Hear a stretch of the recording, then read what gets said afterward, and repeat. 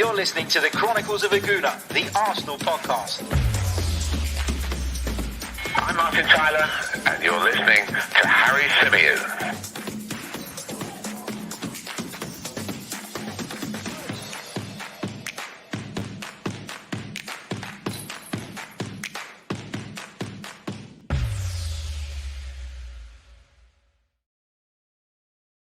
Hello and welcome back to another live edition of the Chronicles of a Gooner, the Arsenal podcast brought to you by 90 Min. As ever, I'm your host, Harry Symeou, and on this edition, we're going to be reflecting on Arsenal's excellent victory over Aston Villa at Emirates Stadium. Lots of positives to talk about, and I'm really looking forward to this edition of the podcast. I've got to say, I want to say, first of all, a big hello to those of you who are watching us live right now, because I know that in some parts of the world, it's not as late as it is here in the UK, but I know this is a completely weird time that I'm streaming this show. You know, it's really out of the ordinary. We normally try and do them as soon as the game finishes or as close to the final whistle. But of course, when I'm at the game, it means that I've got to get home first. And unfortunately, there was quite a bit of traffic getting home from the Emirates tonight, and it took me a little bit longer than I imagined. But I am super busy with work tomorrow, and I knew that if I didn't get this podcast out for you now, so that if you're watching it live, you can enjoy it before you go to sleep, or if not, you can watch it or listen to it first thing in the morning, then it would be delayed till tomorrow night. And I didn't want to do that, because I think it's so important that when we perform well, we do make a big deal out of it, and we do talk about it, and we do enjoy it, because you know, so often we spend way too much time moaning, complaining about Arsenal Football Club. And look, we're fans, and of course that's going to happen. You know, we're going to have those ups and downs. But I do think it's really important that when you're talking about this young, developing group of players, and they do something good, and they do perform like they performed tonight, that we do make the most of it, and we do. Just the way we criticize them when it goes bad, we make sure we show that same energy in the praise that we send in their direction, I guess. So I wanted to do it tonight, wanted to get it out ASAP, and I wanted to do it while so many positive things are at the kind of forefront of my mind. The tactical review show that we do the next day after the game normally will be delayed. It's going to come to you guys on Sunday this week, just because, as I mentioned, I'm incredibly busy with work tomorrow, and then I have a christening to attend straight after, so I'm not going to get a chance to put that show together. Probably not going to get a chance to watch the match again by tomorrow sort of afternoon, so it will come as I say on Sunday.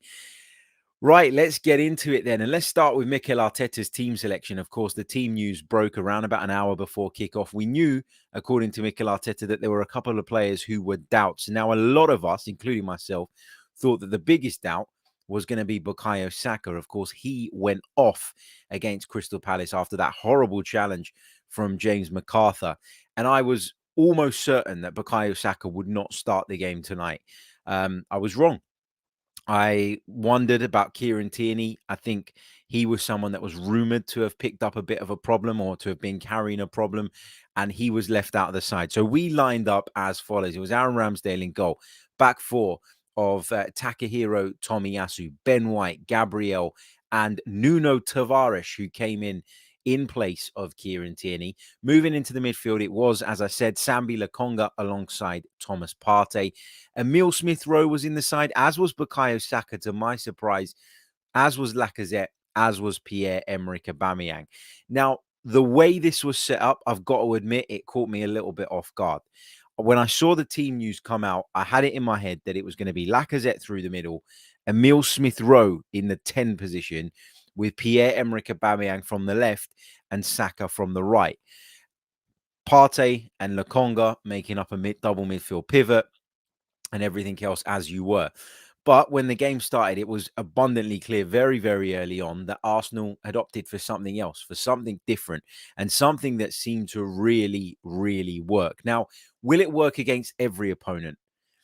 I'm not going to go as far as saying it will, because I think there are reasons why that system that we played tonight and that setup that Mikel Arteta opted for saw us cause Aston Villa problems. And we'll come on to talk about that in a little bit more detail in just a bit. But just looking at the way he set us up in general, I thought he picked the right players. And for the most part, what Mikel Arteta did was he put players back in their best positions. Now, we talk a lot about this, and we talk a lot about, how it is that we should set up. And we discuss, for example, who can Lacazette play in that number 10 role. And I've got to admit, when we recorded a podcast earlier on in the week, myself and Metro Sports Mike Stavru, he suggested that. He suggested that Lacazette played kind of like a hybrid between a centre forward and an attacking midfield player. And I've got to be honest, I wasn't convinced. It's something that people have talked about in the past, and I've always kind of been reluctant to say that's what I want to see. I've always looked at it and gone, I've got to be honest, I'm not quite sure about that. But tonight, it worked brilliantly. Now, some people have called it a 4-4-2 system, and it felt like a bit of a throwback at certain points in the game, didn't it? But for me, it wasn't quite a 4-4-2. And I think it's important to stress that point, because Alexander Lacazette was regularly dropping into deeper positions, was regularly tracking back, was all over the place. It was an incredible performance from Alexander Lacazette. But when we had the ball, he did get up close to Pierre-Emerick Aubameyang, and they worked like a front two. And I think that's excellent. I think having that flexibility is brilliant. And the good thing about Lacazette is, even if he doesn't strike you as a traditional number 10 or someone who can play in that hole, he's got an awful lot of attributes that really, really do suit that role. He's very, very hardworking, very, very good at pressing, always works back, always looks to combine with people, always happy to lay it off first time, always happy to, contribute for the team. And I think that he, again, performed admirably tonight. I think and the reason I say that this system with the two up front when we're in possession worked better against Villa than it might work against other teams is because Villa play with a back three. And often what happens is, when you come up against a team with a back three and you opt to go with one centre forward, you find yourself in a situation where your centre forward ends up getting isolated. And having the two players up there, I thought, really caused Aston Villa a problem. They no longer had two spare men, they had one. It also, the fact that they played with the three at the back meant that they didn't have three in midfield. McGinn and Douglas Luiz were in there. Buendia was, according to the reports, playing slightly further forward of that too. But then with Lacazette dropping into that hole when Arsenal didn't have the ball, we then outnumbered them there too. So we kind of nullified the numerical advantage that playing with a back three does or gives you by pushing Lacazette forward when we had the ball, but also dropping him into the hole when we didn't and adding him to that midfield.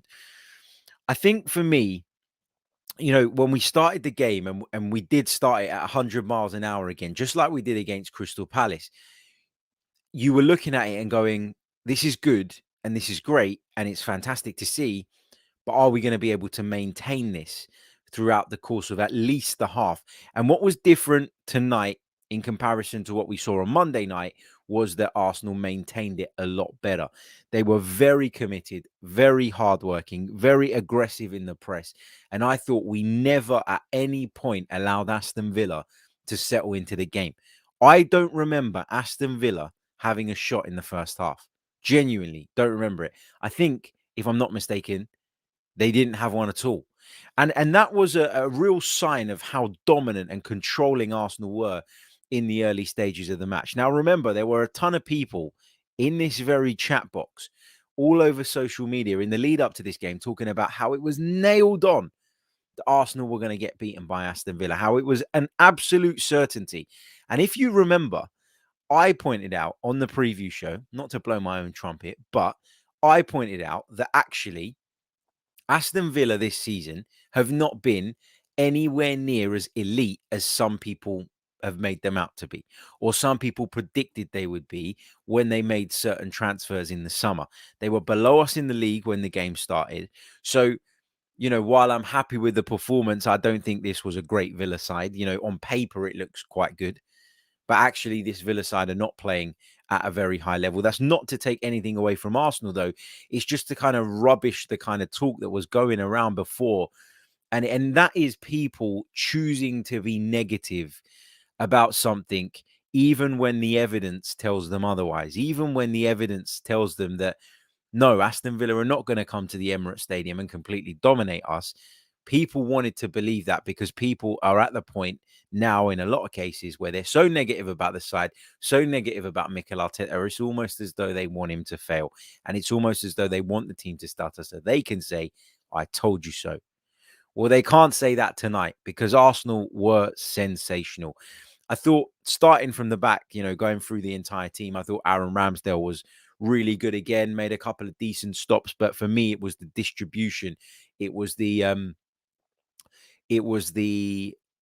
awareness. There were a couple of times in the second half where Villa hit balls into the channels to try and run us out wide, and Aaron Ramsdale would come out and deal with them. I think his reading of the game, his presence, his communication, and on top of all of that, his distribution makes him a really, really, top goalkeeper. And I'm delighted that we signed him. I got to admit, I had reservations about it. I was one of the people that said, I don't know if Ramsdale's that bad, but I don't think I would be spending £25 million on him when we've got 3-4 other things that desperately need addressing. And I was horribly wrong. And I hold my hands up to that. I think he's been really, really good. I thought moving on, I thought Takahiro Tomiyasu was very good today. Still saw slight signs of what I was talking about off the back of the Palace game. And a lot of people gave me stick for saying this about Tomiyasu. I said that I don't think that he offers as much in the attacking third as some fullbacks. And I still maintain that. I still think there were a couple of times tonight where he got forward using his incredible athleticism, but didn't always make the right decision in terms of the pass, sometimes delaying things, etc., etc. So I still think that is something that Tomiyasu can improve on. But as a defender, he's just so effective. He's so good in the air. He's quick. He's strong. He's very tactically aware. And I was really, really impressed by him. I was really, really impressed by Nuno Tavares, who, as I say, came into the side in the absence of Kieran Tierney. And look, for me, the fact that I don't think we missed Kieran Tierney at all tells you so much about how well Nuno Tavares played. Remember as well, right, that we've been talking a lot in the last couple of weeks about this reluctance in Kieran Tierney to get forward, to go that extra 5-10 yards up the pitch that he normally does with such regularity. Nuno Tavares came in, did that, gave us that, and I think as a result, we ran Aston Villa ragged. He's incredibly powerful. He's incredibly physical. I think he still needs a little bit of refining in terms of final product, in terms of maybe sometimes making the right decision. He's not scared to take a shot. But for me, I think that it's very clear that although Kieran Tierney only missed tonight's game, there must be something going on there injury-wise. He must have been carrying something for a little while that's prevented him from maybe feeling within himself that he can push those boundaries and go that extra mile. But listen, Nuno Tavares, not the finished article by any stretch of the imagination, is a little bit of a rough diamond. That's how I've always described him, but was pretty good tonight and a very, very capable deputy. There's no doubt about that. Moving into the center of the defense, Ben White brought a real calmness to the defense again. I think he's growing. I think at the beginning there were question marks around certain elements of his game. I think him and Gabriel complement each other brilliantly because one is kind of all action, wants to make the tackle, is a bit of a beast, is a bit of a unit. And then the other one is really, really calm and composed and different. And look, sometimes great partnerships are two total opposites because they complement one another. And I do think there's a lot of differences in the game, in the two players' sort of game and style of football. But I think they're learning to complement each other really, really well. So fair play to both of those two, especially Gabriel, though, for me tonight. I thought he was immense. And I think he's getting better and better. I think we always knew that he had the physicality. I think at times last season we saw him struggle a little bit in possession. I never felt that he progressed the ball well enough. I thought that when he was playing alongside anyone but David Luiz, he struggled with that because David Luiz kind of took on that mantle and maybe, covered up his shortcomings in that particular area. But actually he's improved there. I think he's done very, very well. And yeah, looking forward to seeing more of this Gabriel and Ben White partnership. Really enjoying it. Moving into the midfield, Sambi Lokonga for me tonight was brilliant. I thought that's as good as he's played in an Arsenal shirt. I thought he was really impressive, really good in possession. I remember him losing the ball once in the first half where he just got caught on the ball. And I thought that's the type of thing that happened to him against Crystal Palace. And I was a little bit frustrated at that particular moment because I felt like, he needs to learn that you can't do that in the Premier League, or maybe he underestimated the kind of physicality in this division. As in Europe, you put your body in the way, you take the contact, and you go down, you win a free kick. Here, it's not always the case. And so I thought that, he coped with the game really, really well tonight. And what was so important about Sambi tonight was that he played a lot closer to Thomas Partey. Now, talked about the systems and the formations, and look, we'll analyze that in a little bit more detail on Sunday when we do the tactical analysis show. But for me, the fact that he was a lot closer to Thomas Partey and the pair operated more like a unit rather than as individuals made all the difference. I thought also Lokonga showed flashes of what he can do technically, carrying the ball, driving at people, played a really good pass in behind for Bukayo Saka at one point in the second half. Unfortunately, the shot was blocked, but just you saw flashes of not only what Lokonga can do in terms of pressing, being defensive, being structured, but also what he can do on the ball and the technical quality that he has that has obviously made him stand out to those kind of in charge of recruitment. So yeah, really good display from him. Talked loads about Lacazette already. For me, I've been thinking about this all the way home because somebody asked me the question in the stadium, who would be my man of the match? And at the time, I really struggled to work out who that would be, but I'm going to give it to Alexander Lacazette because I just thought his contribution was so significant in everything that Arsenal done this evening. It's impossible to look beyond him. That's not to say that the rest didn't play well. I thought everybody played well tonight, and that's great to say and great to see. Saka, considering he was a doubt for the game, I thought was excellent. I felt he probably should have scored when Arsenal broke away and Nuno Tavares got down the left-hand side and just cut the ball back across the penalty area. It was a good save from Martinez, but when the ball rolled across, you're looking at Saka, and I'm just thinking, you've got acres here. You've got time. You've got space. And I just think somebody else maybe looks at lifting that, or maybe even takes a touch and allows Martinez to continue in his sort of commitment to dive across the goal and then puts it in the other corner. I don't know. I just felt like a more accomplished finisher would have taken that opportunity. And look, Saka contributed loads tonight, so it's not me having a dig, and I don't want to, make it sound like I'm having a go at the young lad, because considering that kick he took, I thought he was brilliant, and he obviously lasted in the game a lot longer than anybody kind of imagined. So, yeah, brilliant performance from Saka again. Auba is like a man possessed. I mean, what is going on with Pierre-Emerick Aubameyang? It's good. It's great. I'm loving it. I'm loving the commitment levels, because a lot of people, when we look back at last season and we look at a couple of the incidents that occurred, the turning up late for the North London derby, some of the lackluster performances, at times he looked a little bit disinterested. And we kept hearing from Arteta and from the club, or at least having those messages kind of indirectly passed across to us as a fan base, that he had things going on. And, we know his mum was unwell, and then we know that he caught malaria. And it was a really difficult season for Aubameyang. And a lot of people, in seeing his performances dropped, I guess couldn't get their heads around why he'd gone from kind of up here to down there.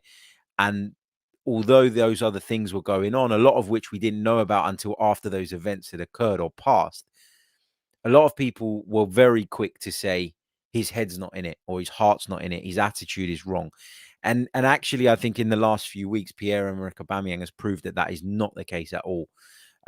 He's scoring goals, but not only is he scoring goals, which we've always known he can do, he is contributing in terms of pressing, in terms of working back, and in terms of, above all, setting an example for some of those younger players around him. And I think when your captain is playing like that, and your captain is showing that kind of commitment, then that filters through and it's infectious and it bleeds through to the rest of the group. And he's been, a revelation in the last few weeks. Also, Emile Smith-Rowe, another wonderful, wonderful talent. Obviously, incredibly fortunate with his goal. It was what I call an Emile Smith-Rowe shot, where it didn't really have all that much behind it, wasn't in either corner, but it took a little deflection, and it went into the near post. And you could see what that goal meant to him. You really could. And it was great to see him run over to the corner where I was situated to celebrate, and you could see the scenes, because after what's happened in the last couple of weeks, just or throughout the season, actually, getting that third goal felt like a huge relief. And only at that point were I convinced that we were going to win the game. Now, I know that that's silly, because Villa had offered nothing in an attacking sense necessarily up until that point, and we had looked quite good defensively. But you always have that kind of thing in the back of your mind when the team isn't necessarily at the level that we all hope it will be one day. You do feel a little bit more nervous during the game. And then, I might watch it back on Sunday and say, what the hell was I nervous about? In fact, that would probably be the case. But yeah, I thought it was a vital goal at a vital time, and one that wrapped up the game. I think just a couple of, points. I had actually written a tweet, which I sent out just as the halftime whistle was about to go, saying that's as good a half of football as I've seen from Arsenal this season. And my only frustration is that we haven't added a second. Now, VAR stepped in and made sure that penalty kick for Alexander Lacazette was awarded. It was certainly a foul. We had the benefit of a replay in the stadium, which was great. And I was delighted to see that awarded. And then Pierre-Emerick Aubameyang score. Martinez made the save. And we'll come on to talk about Martinez in a minute, because there's a couple of bits I just want to discuss for those of you that maybe weren't in the stadium and maybe didn't really get the vibe from the television pictures. But yeah, the penalty came, and you felt like that was a real crucial moment in the game. Chance to double the lead, chance to really get what I felt was a just reward for the way we had played in that first half. As I said, I don't think Arsenal have been or have turned in a more complete first half performance than that in a long, long time. Penalty was saved. Ball come back to Aubameyang. He put it in the back of the net. Great 2-0 half time.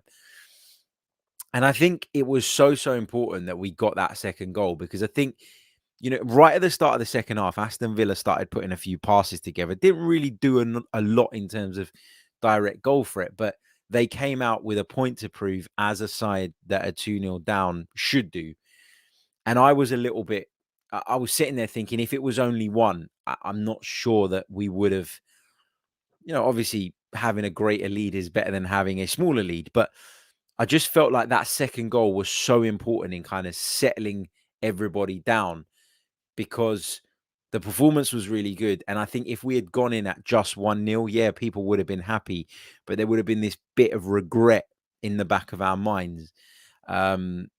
This little bit of kind of frustration around not getting that second goal. And would that have led to perhaps a lapse in concentration, or would that have led to a nervousness that would have filtered through and then subsequently seen us, struggle in the second period? I don't know. But I thought it was vital that we got that second goal. And obviously the way it came about, definitely a penalty nowadays anyway.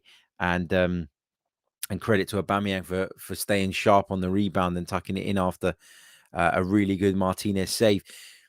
I think, it was great to see Thomas Partey score. Obviously, finally, Thomas Partey scoring. And I know a lot of people probably envisaged Thomas Partey's first Arsenal goal as being one from 25 yards into the top bins. It wasn't to be. It was a header from a set piece. I thought Martinez's goalkeeping for that particular incident was very, very poor. But it doesn't matter. It doesn't play for us anymore. Who cares? The ball goes into the bottom corner. That's Arsenal breaking the deadlock. And then, of course, as I mentioned, the penalty, the Emile Smith-Rowe goal was the third. Villa's goal was a brilliant strike. Not a lot you can do about that. I think we could have dealt with the situation prior to it a little bit better, but Jacob Ramsey rifled it in or passed it into the top corner, whatever you want to say. And I thought that was excellent. Let's touch on a couple of other bits and pieces. Let's touch on Emi Martinez. very much the pantomime villain tonight at the Emirates Stadium, but only after he saved the penalty. Because I don't know about you, and you might have been in a different part of the ground to me, but I did not hear anything directed at Emi Martinez until he saved the Aubameyang's penalty. It was like the minute he saved it, he just became the pantomime villain. Was it that, or was it because later on in the game when we felt it was easier, or there was less kind of focus and tension in the stadium, and so for us it was easy to kind of then turn on Martinez as the focus. But he got a lot of stick. Aaron Ramsdale, he's better than you, was the chant ringing around the stadium at various points. Emi, what's the score? Was another one that went around. He was being booed when he got the ball. And listen, for me, look, I don't really have an issue with Emi Martinez. It's not, I've been, and mainly when I was younger and I was an idiot, to be quite honest, I used to go to games and see, I don't know, a couple of examples: Robin van Persie, Cesc Fabregas, and kind of froth at the mouth from the anger I'd feel towards them, seeing them in a different team's colours. Now, I know the Van Persie thing, moving from Arsenal to Man United, is very different from going to Arsenal to Villa, which is a downgrade. But it was, I couldn't really understand it tonight. Like, I thought it was a bit of banter. The Aaron Ramsdale stuff was a bit of banter. All of that was all good fun and all in good spirits. But I was just looking at Emi Martinez at one point and thinking, he is definitely going to give an interview this week to ESPN Argentina or something like that, some kind of outlet like that, and say, "Oh, I gave 10 years of my life to that football club. I can't believe I was treated like that." Like, you just know what he's like. He loves to like play the victim, and he loves to talk about Arsenal, and you just know that's coming. And look, let me be quite honest with you, okay? Because people were losing their shit when we sold Emi Martinez. I'm not regretting it now. Now that we've got Aaron Ramsdale in between the sticks, I'm not regretting it one bit. I've got to be honest. I thought Martinez was crap for the Thomas Partey goal. I thought he made an outstanding save from Aubameyang's penalty, but obviously the rebound was turned in. But I thought that his goalkeeping for that Thomas Partey goal was awful. I also thought his distribution was awful. And when you compare his distribution to that of Aaron Ramsdale's, you can see why the club would have felt that he is not somebody that we can definitely promise is going to be the number one moving forward. The idea was always for Arsenal to distribute from the back. The idea was always to have a goalkeeper who could do that. They chose to keep Bernd Leno at the time. I've talked to you guys before about how that situation unfolded. The fact that Emi Martinez wasn't forced out, but he wasn't promised that he would be the number one. And that was enough for him to want to kind of push the, the kind of move through to Aston Villa. And look, he's gone there. And I don't think, as I say, Aston Villa have been very good this season. There's something just not quite right there. It's not clicking. They've got a lot of new players, a lot of new signings. And while we're on the topic of new players and new signings, Emi Buendia was awful, absolutely awful. And I remember during the summer when I said that I felt that signing Buendia would be a risk because I didn't feel that you can necessarily guarantee somebody like Buendia translates the form that he showed in the Championship into the Premier League. I remember that, and I got absolutely hammered for it. I remember people in the chat telling me I didn't know what I was talking about and that signing him would have been huge. And I'm not saying that he's a shit player, and I'm not saying that he's not going to do anything this season. I think he's got one goal in the Premier League so far this season, but he's not even starting every week for Aston Villa. But the point I'm trying to make here is that sometimes we can overhype players and sometimes we can think that we know best. And I was always concerned about how somebody like Emi Buendia translates that form from the Championship to the Premier League. And he's not able to do it at the moment. He's struggling. And I think there are only a handful of players that have done that, in recent years, that have come from the Championship and then been able to produce at the level that they produced in the Premier League, or produce in the Premier League the same level they did in the Championship. You look at Said Benrahma, who was ripping up the Championship with Brentford, comes to West Ham. He's done okay this season. I didn't think he was very good last season, but he's still not the Said Ben Rama that we thought was going to, rip the place up after what he did in the Championship. So there are a lot of players, for every Ivan Toney, for every, Jamie Vardy or whatever players that have come from lower leagues and done very, very well. There are a lot that don't do it as well. And you got to remember that. And to make an investment of 40 odd million pounds or whatever it was going to take to bring him in was always going to be a huge, huge risk. So I'm glad that we avoided that one as well. Couple of other bits and pieces I just want to kind of touch on. We'll take a few of your questions as well. Get your questions in the chat box. I'd love to take them. Pop them in there now, and I'll come to those in a couple of minutes. But I just, for me, I think it's okay to still worry that Mikel Arteta is not the right man. It's okay to still think that, just because of this one performance, we haven't turned the corner. I think that's absolutely fine, and it's a very much a valid opinion to have. But I think that if you are going to be one of those people that really sticks the knife in on Mikel Arteta every time he makes a mistake, you have to be fair and give him the praise when he gets it right. And tonight he got absolutely everything right. It wasn't just about the personnel. It wasn't just about the system. It was, his coaching from the sidelines is so intense. It really, really is.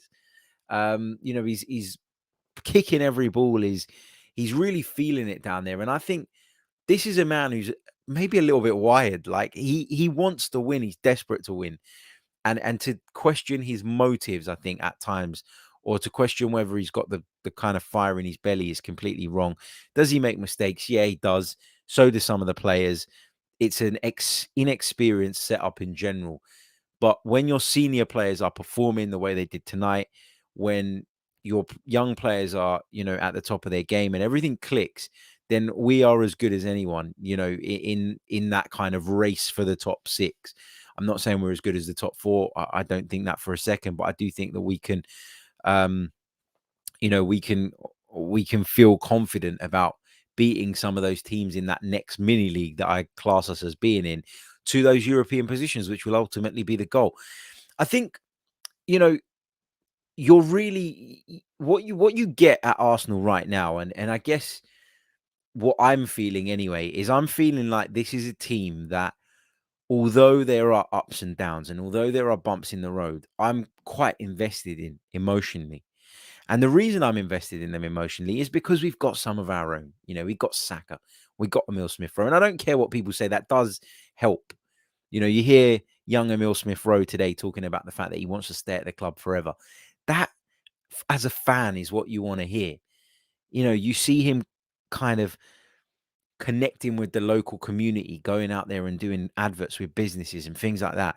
And that's what you want to, you want to be proud of those types of players. But equally, there are young players and up and coming players in that group that aren't homegrown, but still I feel a kind of affiliation to. Like, I really like Gabriel. I'm really invested in him.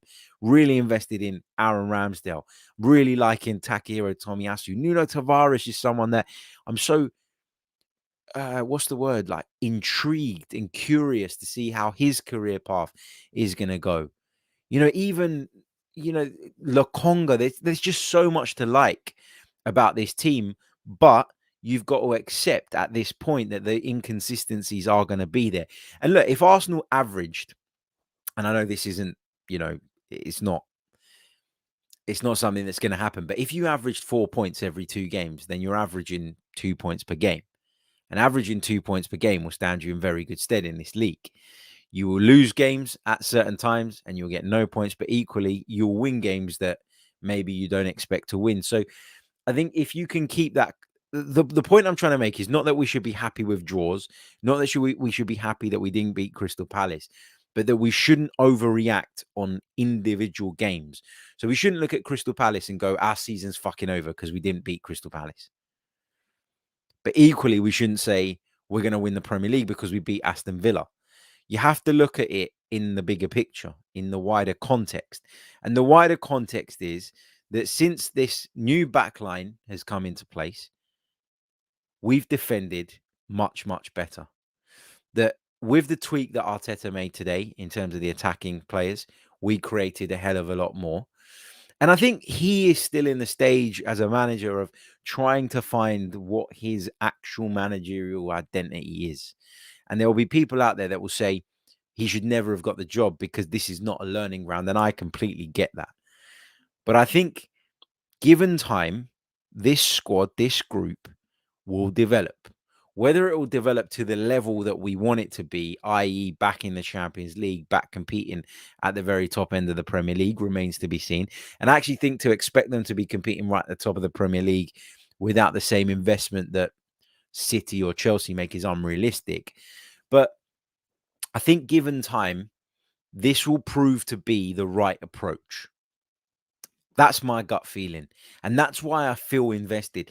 You know, Edu talked about it in the summer, didn't he? Talked about the fact that maybe next summer we'll be looking at 1 or 2 top quality players.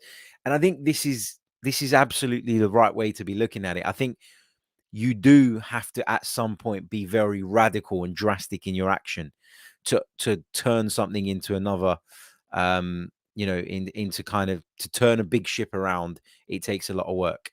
And we made that transition in the summer when we brought in a lot of players. And then going forward, hopefully there'll be less of that and less people kind of, coming in at the same time and people leaving and things will be a little bit more settled. And then hopefully we can start to develop that a little bit more. Let's take some of your questions then in the live chat box. Pop them over to me. A couple of you saying I look really tired. Yeah, it is midnight here. I've been on the go. Well, I took a day off today, but actually looking after my kids is harder work than work. So I took a day off to relax and I ended up more tired. And then I've gone to the game. I've come straight back and I've done this. So I am tired. I'm not going to lie. Jack Burgess says, Harry, why do you turn every win into a lecture about why we should keep Arteta? It's not a lecture about why. It's my opinion on why this project needs a little bit more time before we can really tell if it's the right thing or not. My opinion is that it's at least the right approach. My reservation is that in this current league and given all the competition around us, this approach may not be enough. That's my reservation about it. But my frustration, Jack, and the reason why I always feel that I need to make these points and I need to really emphasize that even when there are downs, and Crystal Palace, the draw at home was a down, despite the fact that we scored so late on. When there's downs, the noise is too loud. Equally, when there's wins, the noise can be too loud as well. And I think we need to tone it down at both ends and find a bit of a middle ground. And I want people to say, like, Inter in the chat is getting a lot of shit tonight because he often criticizes Arsenal, and that's his opinion and he's absolutely entitled to that. And I'll never have a go at him for having an opinion.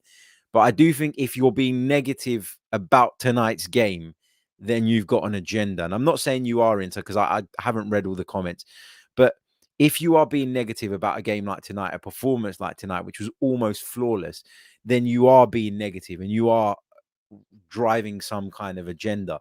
So my point is that you, with the same energy that people get on Mikel Arteta's back, criticize him, rip him to shreds when he makes a mistake, we should praise him tonight because it was absolutely 100% spot on.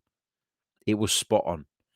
And that is where we're at. And that is why when I see performances like this, yes, I've seen a lot of crap ones as well.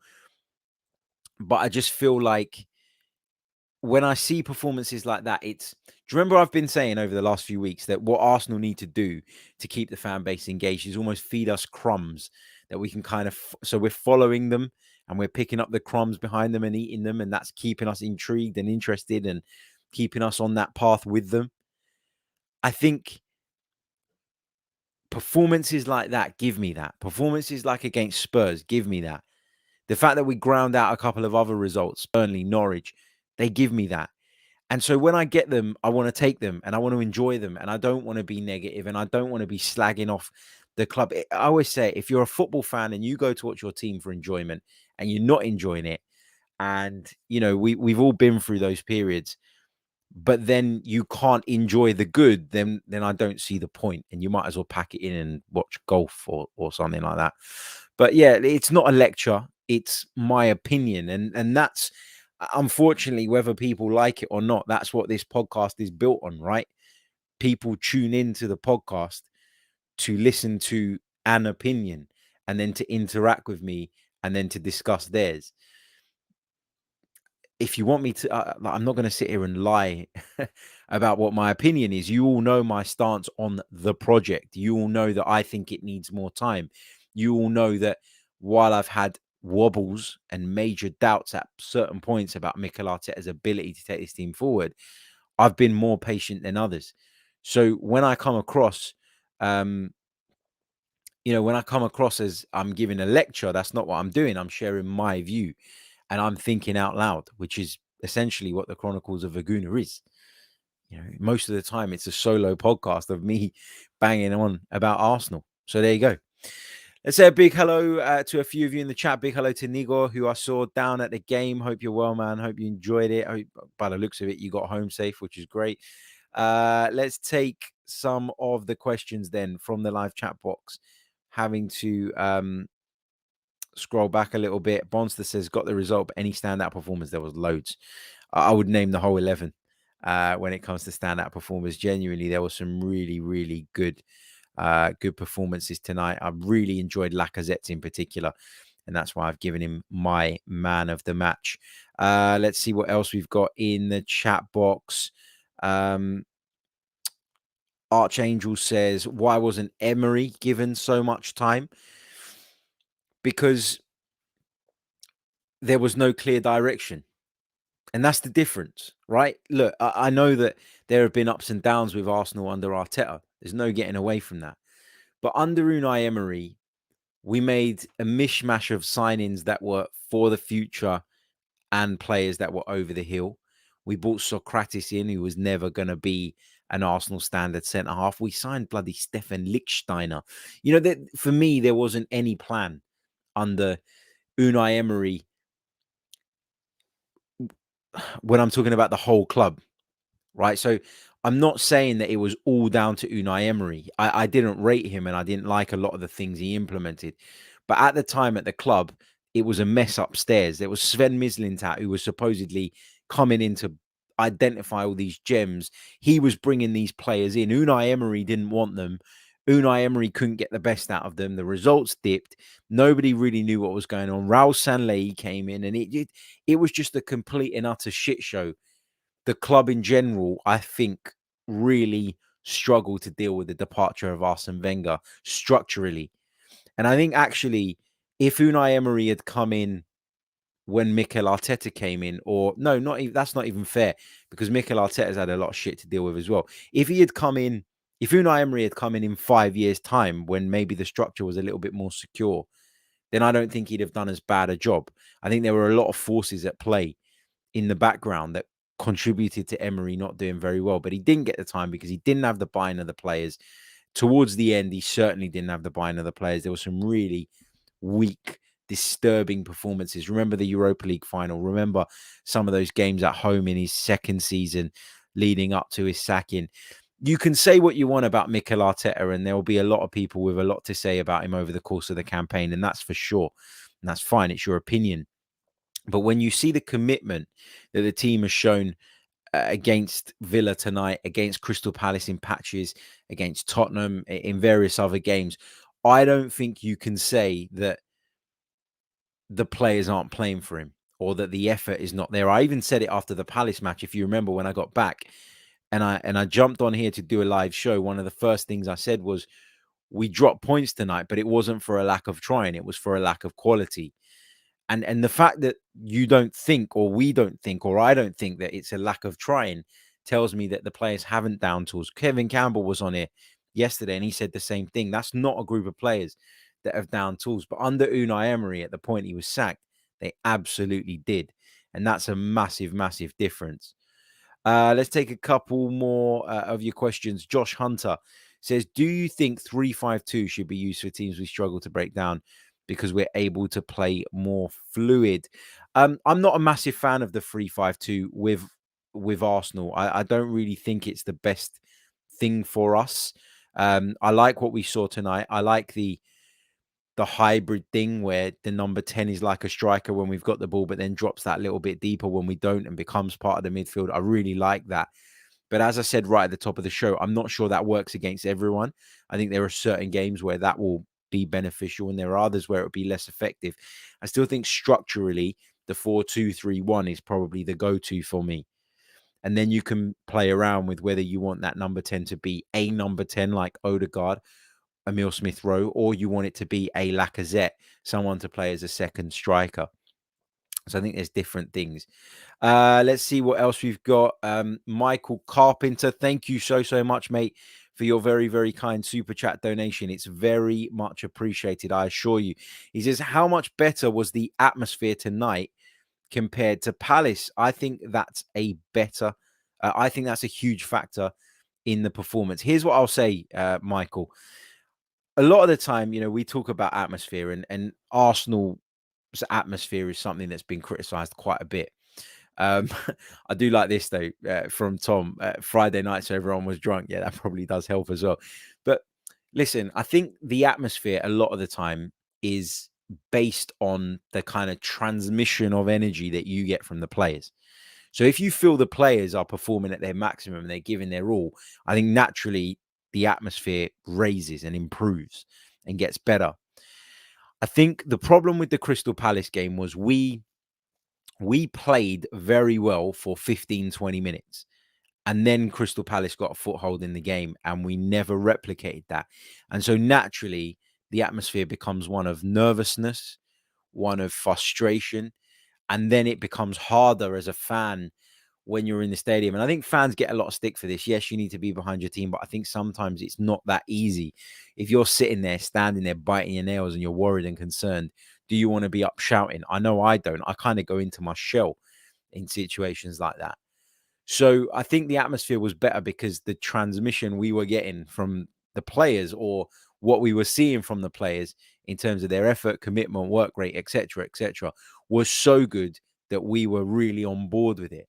And because it lasted the entirety of the first half, the atmosphere was great for the entirety of the first half. Then the second half starts and we had a third goal and all of a sudden we're 3-0 up. We're delighted. The performance has been great. And naturally, again, the atmosphere is going to be at a high level. So Jack says, I'm talking like Arteta, talking about transmitting energy. But no, I do think there is a direct correlation between how a team plays and what the atmosphere is like, on most occasions anyway. Scott says, do you think Lacazette will stay in the starting 11 after this game? If he doesn't, I'll be absolutely livid because he's been so good. And I don't want to say it just yet. I'm starting to think that maybe we should be looking at potentially giving him a year's extension if that's something he'll be open to, because his work rate is brilliant. His attitude is great.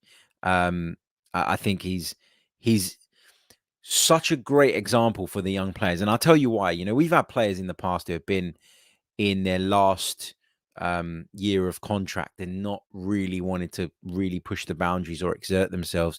And Lacazette, despite all of this going on, despite the uncertainty around his future, has never shown that. He's just as committed as everybody else. And that's fantastic. Darren Sullivan says, the atmosphere was dead, Harry. Don't get deluded. I was in the ground, mate. I don't know where you were sitting in the ground. I was in the North Bank, Block 6, and the atmosphere was cracking. I don't know where you were. Maybe you were in the prawn sandwich section. I don't know. But the atmosphere was fine tonight. It's just a classic case of people wanting to have a go at Arsenal fans about something. Have a go at the people that are slagging off Mikel Arteta after a really good display like that.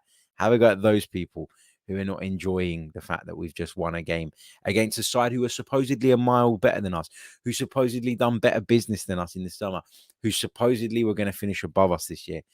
Have a go at that. Because that negativity is warranting of the criticism, not the atmosphere that was created inside the stadium tonight. Right, it is coming up to 1 a.m. here in the UK, so I am going to love you and leave you. As I say, got a very, very busy day tomorrow. I'm going to be on live commentary for Cardiff versus Middlesbrough in the Championship, working on that one this weekend. So if you are interested in that game, it is the 12:30 kickoff in the Championship. If you are in the UK, or if you're in Europe, you can listen via the radio. If you're in the UK and you fancy tuning in, I'd love to hear you guys' feedback, because I am still relatively new in the commentary world.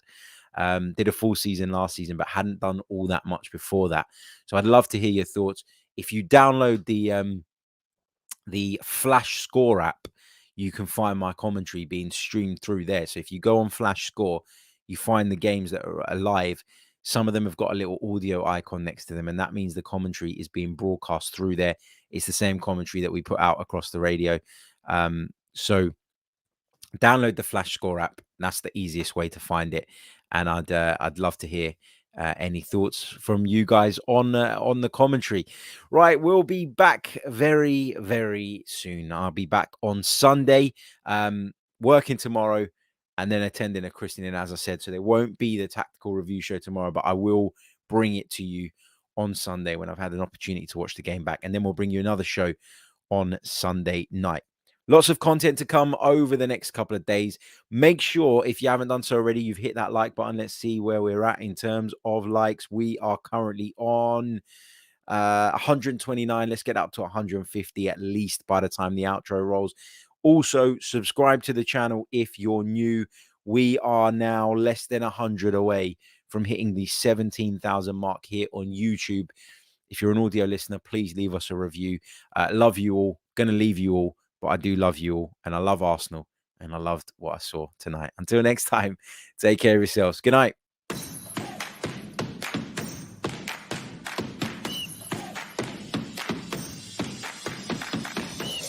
You're listening to the Chronicles of a Gooner, the Arsenal podcast. I'm Martin Tyler, and you're listening to Harry Symeou.